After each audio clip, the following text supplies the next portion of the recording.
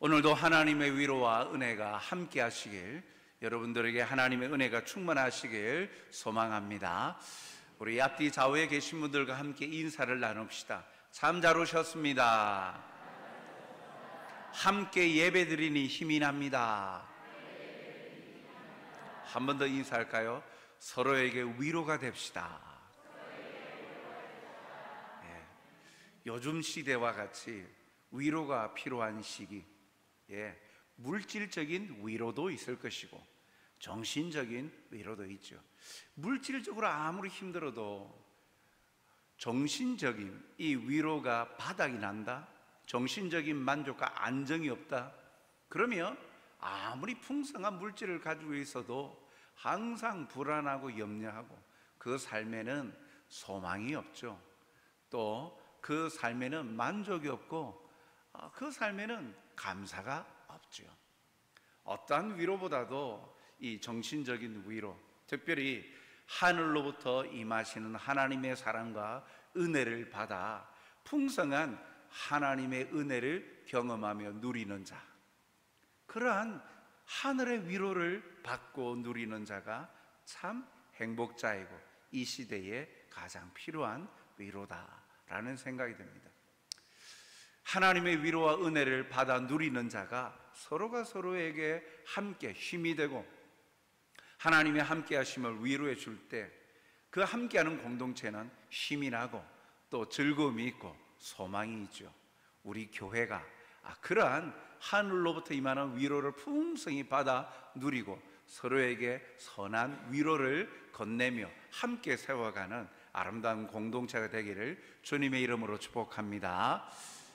우리가 함께 이 교회라는 공동체 가운데 믿음으로 하나가 되어서 살아갈 때 중요한 것은 참 하나님과의 관계가 참 중요합니다. 그 관계 속에서 특별히 잘못 생각할 때가 있어요.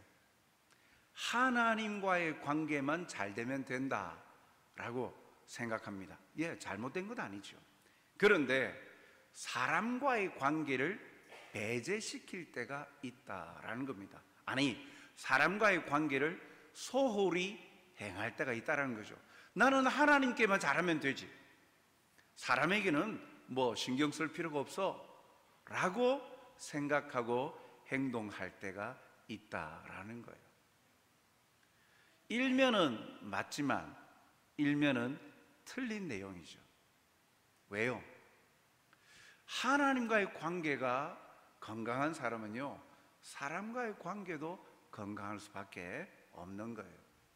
오늘 말씀을 보면 특별히 그 시대에 복음으로 하나님의 백성이 되었는데 그 하나님의 백성된 자들이 그 사람과의 관계, 특별히 교회라는 공동체 안에 성도와 성도와의 관계 속에서 행할 도리와 그 의무를 다하지 아니하는 시대를 살았다라는 거죠.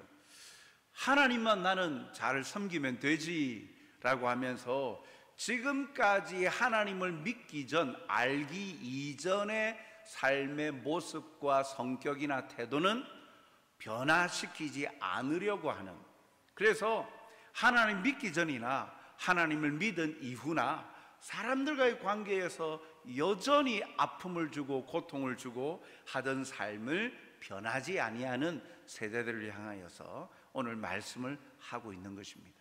특별히 이 교회 공동체 가운데에 성도들에게 행할 태도를 이 세 가지 측면으로 말씀하고 있어요.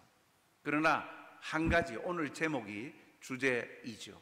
하나님의 백성들을 존대하라. 가장 큰 원리 가운데 하나는 하나님을 경배하고 경외하는 것과 같이 하나님이 택하시고 세우신 하나님의 백성들을 대할 때 존대하라, 존경하라 라고 말합니다. 그 내용이 무엇인지 우리 하나씩 우리가 살펴보면서 우리의 삶에 적용하는 시간이 되었으면 좋겠습니다. 먼저 우리가 살펴볼 것은 남녀노소를 막론하고 공동체 안에서 관계는 가족처럼 대해야 된다라는 사실입니다. 그것을 예를 듭니다. 첫 번째는 늙은이를 꾸짖지 말라라고 합니다. 5장 1절 상반절에 보니까 늙은이를 꾸짖지 말고 라고 말씀하고 있어요. 늙은이를 꾸짖지 말고. 여기 꾸짖다라는 말은요, 원어적으로 보면 주먹으로 친다, 폭력을 행한다라는 거예요. 무슨 말입니까? 꾸짖는 것이 주먹으로 치는 폭력이다. 즉 말로서, 언어로서 폭력을 가한다라는 거예요. 그러니까 그 말을 듣는 사람이 내 행동이 잘못되었구나, 내가 좀 변해야 되는구나, 이런 긍정적인 그 의미를 전달받기보다는 약 피해자가 되는 거예요. 처참히 진디겨지는 느낌, 그것을 받는다라는. 누가요? 연장자들이, 공동체 안에 연장자들이 그렇다라는 거예요. 나의 생각과 다르고 또 시간에 많은 시간들을, 세월을 보내었음에도 우리의 눈에 보이는 이 어르신들의 모습이 이해가 되지 않을 때가 있지요. 젊은 사람들의 입장에서 볼 때 어르신들, 연장자들의 행동을 볼 때 저건 아닌데 라고 생각되어질 때도 있지요. 서로 쌍방이 다 마찬가지입니다. 그러나 말씀은요, 그런 상황에서 틀렸다라고 자신이 가진 지위나 권위, 생각으로 함부로 대하지 말라라는 거예요. 함부로 대하는 그 범위를요, 꾸짖지 말아라. 즉 언어로, 말로서 폭력을 행사하지 말아라. 도리를 다해라. 예의를 갖추라는 거예요. 예의를 갖추지 아니하고 당대에 그 나이가 들어서 세월을 보낸 연장자들을 향하여서 대하는 태도가 그렇게 예의 범절을 지킨 시대는, 그런 사회는 아니었음을 말하는 거죠. 디모데에게 편지를 보내면서 그 에베소 교회, 에베소의 상황들이 그러하였다라는 겁니다. 그래서 예전에 우리 옛날 고려장 하듯이 쓸모없는, 노동력도 없고 뭔가 영향력도 행하지 않는, 그렇게 행할 수 없는, 육체적으로 연약해져 있는 어르신들을 향하여서 막대하는 모습들이 교회 안에서도 있었다라는 거예요. 그것을 보면서 늙은이를 꾸짖지 말아라 라고 이야기합니다. 때로는 우리가 어르신들이, 또 자녀들이 어릴 때는 몰랐는데 자녀들이 장성하고 또 나이가 들어서 그 사회에 어떤 돈이나 명예, 또 어떠한 그 힘과 권력을 갖게 되어지고 또 생각들, 철학들이 생기게 되어질 때 때로는 부모님들이 작아 보이고 나보다 생각과 판단이 잘못되어 보일 수도 있죠. 자신의 부모님들 뿐만 아니라 공동체 안에 어르신들을 바라볼 때 그런 시각들을 가질 수도 있죠. 그럴 때 업신여기며 함부로 대하는 경향들이 나타나는데 꾸짖지 말고 존대하라, 예의를 다하라 라고 합니다. 또한 두 번째는 젊은이는 형제에게 하듯 하라 라고 말합니다. 왜 그렇게 하라고 합니까? 젊은이에게 하기뿐만 아니라 1절과 2절 상반절에 보면 늙은 여자에게는 어머니에게 하듯 하라. 어떤 관계로요? 가족 관계처럼 부모님을 대하듯이 예의를 갖추어라 라고 이야기하죠. 1절 하반절에도 아버지에게 하듯 하라 라고 하지 않습니까? 또한 이 나이 드신 연장자 어르신들을 대하는 것뿐만 아니라 자신보다 나이가 어린 대상들, 젊은이들을 향하여서 행하는 태도는요, 형제에게 하듯 하라 라고 합니다. 1절 하반절에 젊은이에게는 형제에게 하듯 하고 라고 말하죠. 이는 바울이 디모데에게 젊은 사람들에게 형제처럼 대하라고 권면하고 있는 것은 무엇보다도 그들과 함께 우애가 포함되어진 평등한 관계를 유지하라라는 거예요. 업신여기지 말라는 거예요. 나보다 나이가 어린 것이 무슨 말 하느냐? 나보다 인생도 살아보지도 못한 게 뭐 안다고 그렇게 이야기하냐. 그렇게 업신여기지 말고 형제처럼 대하라라는 것은 동등한 관계로 대하라는 거예요. 존중해 주라는 거예요. 젊은이들이 범하기 쉬운 경솔하고 어리석은 행동들에 대해서 묵인하고 넘어가라는 것이 아니라 사랑과 관용을 베풀라라는 것입니다. 아직 경험이 미천하고 또 그러한 판단력이 아직은 많은 것을 경험하지 못하였기 때문에 실수할 수 있는 세대입니다. 자기의 주관이 생기기 시작하면서 자기의 생각이 옳다라고 주장할 수 있어요. 경험하지 못한 부분에 대해서는 누구나 다 경험한 부분에 대해서는 자기의 생각과 주관을 내세울 수 있지요. 그런데 야, 네가 아직 인생을 안 살아봐서 그래, 모르는 소리 하지 마, 깔아뭉개거나 업신여기지 말고 동등한 관계로 관용해주고 사랑으로 존대해주라 라고 말합니다. 특별히 2절 하반절에 보면 젊은 여자에게는 온전히 깨끗함으로 자매에게 하듯하라. 2절 하반절에 보니까 젊은 여자에게는 온전히 깨끗함으로 자매에게 하듯하라. 특별히 젊은이에게 이야기하면서 젊은 여자에게 그렇게 자매처럼 해라, 형제 자매 가족처럼 대라고 나온 이야기는 그때 당시의 문화가 또 일면 영향을 미친 거죠. 왜냐하면 당대에 이 여자들을 대할 때 성적 희롱이 있었음을 암시합니다. 여성을 하나의 인격체로 인정하고 대해야 되는데 그러지 아니하고 소유물로 생각하고 성적 대상으로만 여겼다라는 게, 특히 젊은 여자들을 향하여서 나이가, 그들보다도 나이가 있는 사람들이 그렇게 대했다라는 거예요. 요즘 시대도 마찬가지 아닙니까? 직장 내 성적 그런 희롱이나 이런 내용들 보면 왜 그랬어요? 왜 그렇게 그런 행동을 했어요? 하면 물어보면 다 내 딸 같아서, 그렇게들 핑계를 대면서 이야기합니다. 그러한 대우들이 이 젊은이들을 향하여서도 교회 안에 그러하였다. 그러나 말씀은 분명하게 형제 자매처럼 대해라, 동등한 관계로 존중하고 인정해라. 그러니까 내 가족 같아서 내가 그렇게 친근하게 대했다, 그렇게 해도 된다는 말입니까? 가족처럼 대하라는 것은, 거기에 중심은요, 그의 인격체와 존중해줌의 의미가 담겨 있는 것입니다. 내가 내 가족 관계 속에서 내가 행하는 대로 그대로 행하라는 것이 아니지요. 온전한 이 가족의 개념, 이 모든 행동의 중심 사상은요, 가족임을 잊지 말아야 되죠. 말씀은 가족 관계로 사랑으로 서로 대하라고 합니다. 물론 여기서 말하는 가족 관계로서의 태도는 사랑과 관용이 전제되고 있는 거예요. 존중이 담겨 있는 거예요. 내 마음에 들지 않고 인정이 되지 않을 땐 기본적으로 비판하고 배척하고 무관심해 버리기 십상입니다. 그러나 말씀은요, 사랑으로 가족처럼 대하라 라고 말씀합니다. 남녀노소를 불문하고 나보다 나이가 많든 나보다 나이가 적든 상관없이 가족처럼 존대하라 라고 말씀하죠.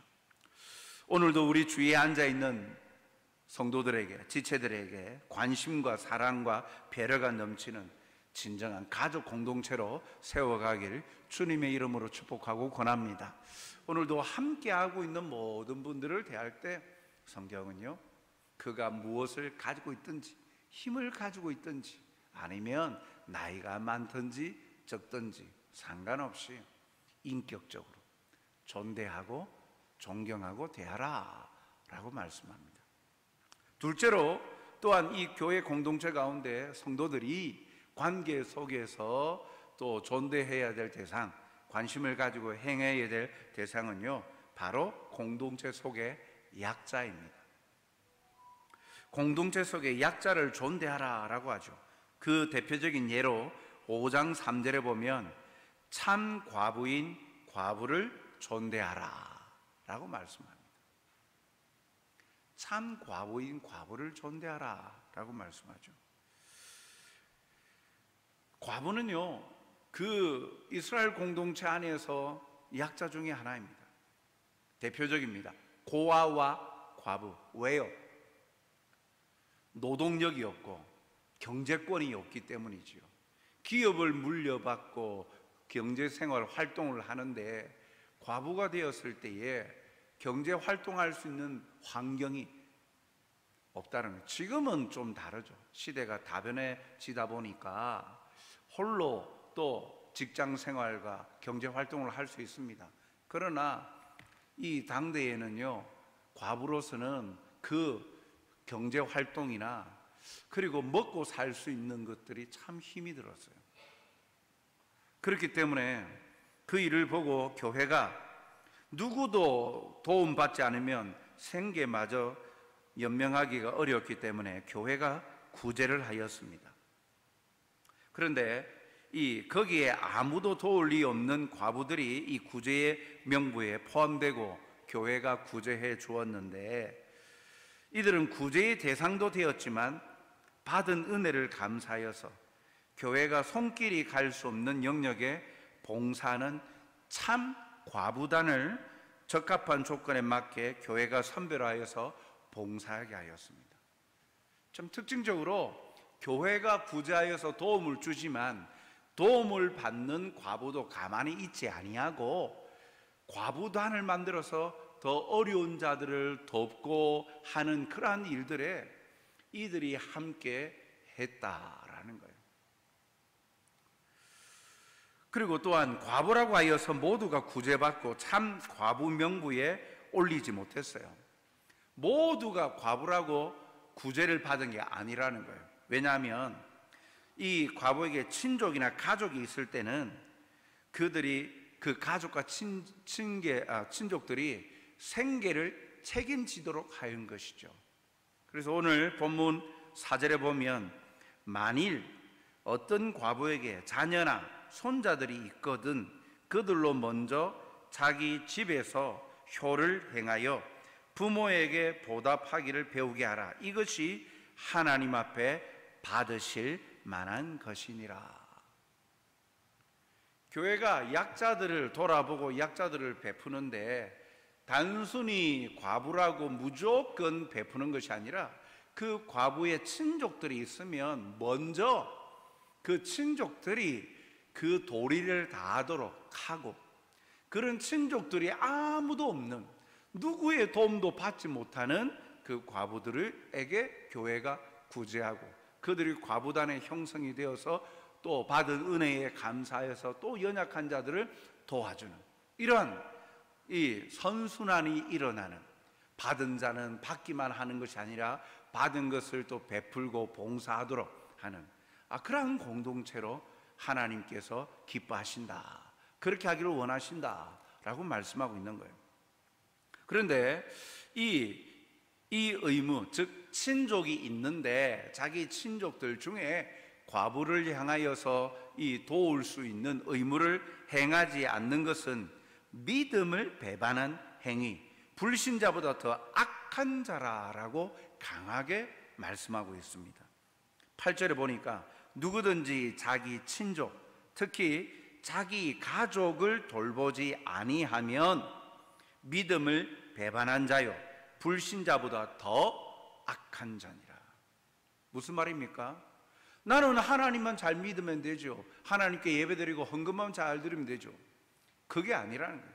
일상생활 가운데에 이 믿음이라는 것이 하나님 앞에 예배드리는 것과만 관련이 있는 것이 아니라 삶과 연관되어 있음을 분명히 말씀하죠. 믿음이 있는 자라 하면서 어찌 하나님의 은혜와 사랑을 받은 자가 사랑을 베풀고 희생하지 않고 헌신하지 않느냐라는 거예요. 자기의 가족들 중에 어려움 당하고 있는, 도움이 필요한 과부를 향하여서 모른 척하고 내 배만 불리면 된다라고 생각하는 것, 그건 믿음이 없는 자다, 오히려 불신자보다 더 악한 자다라고 라고 말씀하고 있는 것이죠. 무조건 교회에 떠맡기는 무책임한 행위는 단절되길 원했던 것입니다. 사랑하는 성도 여러분, 우리도 참으로 함께 살아가면서 소외받고 있는 자는 없는지 우리가 돌아보아야 되죠. 그래야 해서 교회가 돌봄에 있어 물질적인 필요나 또 필요한 것들을 함께 살펴보는 것이 중요함을 보게 됩니다. 오늘도 우리 공동체 가운데 무조건적으로 퍼주고 하는 것이 아니라 이러한 선순환이 일어나는, 또 필요한 자들에게 또 도움의 손길이 가고 도움을 받은 자는 더 필요한 자들을 향하여서, 그리고 또한 다른 연약한 자들을 돌아보면서 함께 섬기고 봉사하는 것, 받은 대로 또 은혜에 합당하여 감사함으로 섬김의 모습들이 나타나는, 그래서 베푸는 것이 또 다른 베품으로 흘러가는 이러한 놀라운 은혜와 역사가 풍성한 교회가 되길 주님의 이름으로 축복합니다. 그리고 세 번째로, 하나님의 백성들을 존경하되 이제는 공동체의 지도자들에 대한 태도, 지도자들을 존경하라 라고 말씀합니다. 5장 17절에 보면 잘 다스리는 장로들은 배나 존경할 자로 알되 말씀과 가르침에 수고하는 이들에게는 더욱 그리할 것이니라 라고 말씀합니다. 여기서 이 잘 다스리는 장로들은, 여기에 이 장로라고 번역되어진 이 단어의 원어는요, 나이 든 연장자라는 직접적인 뜻이 있습니다. 의미가 있죠. 그런데 감독이라는 단어들이 나오죠. 성경에 보면 감독이라는 단어가 나오잖아요. 이 감독과 동일한 의미의 단어예요. 감독이라는 단어는요, 그 사람이 하는 일의 성격을 나타낸다면, 이 장로라는 용어는 연령과 직책 때문에 얻어진 의미예요. 여기에 이 잘 다스리는 장로는 치리하는 장로로서 오늘날로 따지면 당회를 세워서 교회를 돌아보는 목사님과 장로님을 말합니다. 거기에다가 말씀과 가르침에 수고하는 장로는 지금 말씀 사역하는 사역자, 목사와 교육자를 말하는 거예요. 이 특별한 지도자이자 장로들은 회중을 감독하는 중요한 책임을 맡고 있어요. 그래서 그러한 지도자들을 성도들은 존경하라. 모든 사람, 남녀노소를 존대하듯이 특별히 또 지도자들도, 말씀으로 가르치고 있는 지도자들도 존대하라 라고 이야기를 하죠.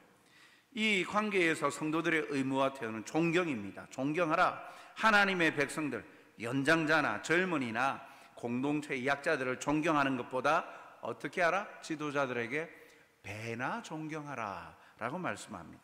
17절 다시 한번 보면 잘 다스리는 장로들은 배나 존경할 자로 알되 말씀과 가르침에 수고하는 이들에게는 더욱 그리할지니라 라고 말씀하고 있어요. 이 존경이란 단어가 원래 가치, 보상이라는 의미를 가지고 있어요. 그래서 정신적인 측면에 머물러 있지 않고 실제적이고 경제적인 차원도 포함해서 그렇게 예우를 다하라 라는 의미가 존경하라 라는 말에 담겨 있는 거예요. 특히 하나님의 말씀의 권위를 가지고 가르치는 자들에게 더욱 그들의 수고에 대하여서 존경과 예우를 다하는 것, 그것이 성도들의 의무이자 또 분명한 하나님의 뜻이다 라고 말씀하고 있습니다. 이에 보충적인 설명을 위해서 신명기 25장 4절 말씀을 인용하고 있죠. 곡식 터는 소에게 망을 씌우지 말지니라. 신명기 25장 4절 말씀을 오늘 본문에는요 18절 성경에 일렀을 때 곡식을 밟아 떠는 소의 입에 망을 씌우지 말라 하였고, 또 일꾼이 그 싹을 받는 것은 마땅하다 하였느니라. 즉 일하는 소에게 그때 당시에 이삭떨기, 이 곡식단을 가운데로 이렇게 둥그렇게 배치를 하고 소들을 데리고 와서 그 위를 지나다니게 합니다. 그들이 밟으면서 자연스럽게 이삭털기가 되는 거예요. 그런데 소들이 일하다 보니까 배 고프지 않겠습니까? 먹을 것이 있는데. 그런데 이방 사람들은 그 소에다가 이 망을 씌워가지고 이 소가 이삭을 먹지 못하도록 만드는 거예요. 그런데 하나님은요, 신명기 말씀을 통해서 망을 씌우지 말아라 그랬어요. 일하는 자에게, 일하는 소에게도 그것을 먹을 수 있도록 하라 한 것이요. 그리고 일꾼들이 삭슬 받는 건 당연한 것 아니냐, 마땅한 것 아니냐. 그래서 교회를 위하여서, 공동체를 위하여 수고하고 애쓰는 자들에게 마땅히 그들의 필요를 충족하고 채워주라라는 그런 의미에서 이 말씀들을 인용을 하고 있는 것입니다. 이처럼 동물을 포함한 모든 피조물에게도 자비와 긍휼을 보여주시는 하나님께서 하물며 하나님의 집인 이 교회에서 치리하는 목사와 장로, 특히 말씀으로 가르치고 교육하는 교육자들에게 더 큰 관심을 가지고 그들의 형편을 살펴보고 배려하고 예우하라 라고 말씀하고 있어요. 그런데 그 존경과 물질적인 예우를 받는 지도자들에게도 성도들에 대한 태도와 의무가 있죠. 무엇입니까? 잘 다스리는 거예요. 17절 상반절에 보니까 잘 다스리는 장로들은 배나 존경하죠. 다스리는 장로라 하지 아니하고 잘 다스리는, 지도자라고 무조건 받고만 앉아 있지 말라라는 거예요. 지도자들은 그 자리에 합당하게 잘 다스리라, 최선을 다하여 충성하라 라고 말씀하고 있는 거예요. 당대에 나이가 많아서 지도자의 자리에 올라 있으면서 공동체를 세우지 아니하는, 그래서 자기 배만 불리는 나태한 사람들이 있었다는 거죠. 그래서 교회 공동체를 향하여서도 이렇게 권면하면서 잘 다스리라. 예우와 존경을 받는 자, 그냥 마땅하다라고 당연한 것으로 받아 먹지 말고 잘 다스리라, 충성하라 라고 말씀하고 있죠. 주신 영적 권위를 가지고 말씀대로 잘 치리하고 가르칠 의무가 지도자들에게 있습니다. 배나 존경하고 더욱 그리할지라의 섬김과 존경을 받을 지도자는 더욱더 맡은 일에 충성을 하고 공동체를 돌아보는 섬김이 있어야 됨을 말씀하고 있죠. 맡은 자에게 구할 것은 충성입니다. 충성은 우리가 살펴보았던 믿음의 어원을 가지고 있지 않습니까? 믿음은 전폭적인 신뢰예요. 그렇기 때문에 충성은 목숨을 바꾸어서라도 그 맡은 일을 하고자 하는 열정이 나타나는 거예요. 지도자들 충성해야 합니다. 맡은 직분자들 충성해야 합니다. 이에 교회는 정신적으로도 물질적으로도 섬기고 예우를 다하는 것이죠. 사랑하는 성도 여러분, 우리가 함께하는 이 교회 공동체는요, 거룩하신 사랑의 하나님을 섬기는 공동체입니다. 우리의 삶과 행동의 지침은요, 다른 것이 아니라 세상적인 법도나 세상적인 원칙이 아니라 하나님의 말씀이 중심이 됩니다. 오늘 우리에게 하나님의 말씀은 뭐라고 말씀하십니까? 모든 사람을 합당하게 대하라, 존경하라, 존대하라 라고 말씀합니다. 그렇게 하기 위해서는 관심을 가지고 돌아봐야 되죠. 자신만을 위해서 살지 말아라. 눈을 들어서 함께한 피 흘려 값주고 사신 교회의 지체들을 서로 돌아보아 사랑과 선행으로 격려하라. 그리고 마땅히 예우하고 대하라, 존경하라 라고 말씀합니다. 어느 것도 허투루 행하거나 나보다도 못한 사람, 나보다도 가지지 못하거나 나보다도 지식이 떨어지는 이들, 나보다도 나이가 많든 적든 힘이 많든 적든 상관하지 아니하고 인격적으로 대화라. 그도 나의 형상이라. 나의 사랑하는 백성이기 때문이다 라고 말씀하시는 겁니다. 오늘도 말씀이 가르치고 행하게 하시는 것을 잊지 말고 순복하여서 각자의 자리에서 서로를 존경하고 마땅히 세워서 참으로 풍성한 하나님의 위로와 은혜가 넘치는 공동체를 함께 세워가는 저와 여러분이 되시길 주님의 이름으로 축복합니다. 사랑과 자비가 풍성하신 하나님 아버지, 오늘도 말씀하여 주시고 우리에게 들을 귀와 마음을 열어 듣게 하여 주시니 감사드립니다. 예배가 사라지지 않게 하여 주시옵소서. 예배의 자리를 통하여 말씀을 통하여 하나님의 온전하신 뜻을 분별케 하여 주시어서 그 뜻대로 행하기를 즐기는 자가 되게 하여 주시옵소서. 하나님이 그토록 사랑하시어서 피 흘려 값주고 사신 교회의 지체들 모두를 향하여 존경하고 인격적으로 대하는 자들, 버릇없이 아니면 또 무가치하게 대하지 아니하도록 주님 함께하여 주시어서 우리의 마음과 생각을 어루만져 주시고 말씀으로 다듬어 주시어서 하나님의 기쁨을 이루어가는 자가 되게 도와 주시옵소서. 오늘도 이 말씀 가운데 위로가 있게 하여 주시고 또한 성령께서 친히 함께 하시어서 이 자리에 예배드리는 모든 자들에게 하나님의 위로와 사랑을 베푸시며 그 모든 염려를 다 맡겨 하나님의 은혜를 풍성히 누리는 행복자들로 살아가게 하여 주시옵소서. 감사하오며 예수님 이름으로 기도하옵나이다. 아멘.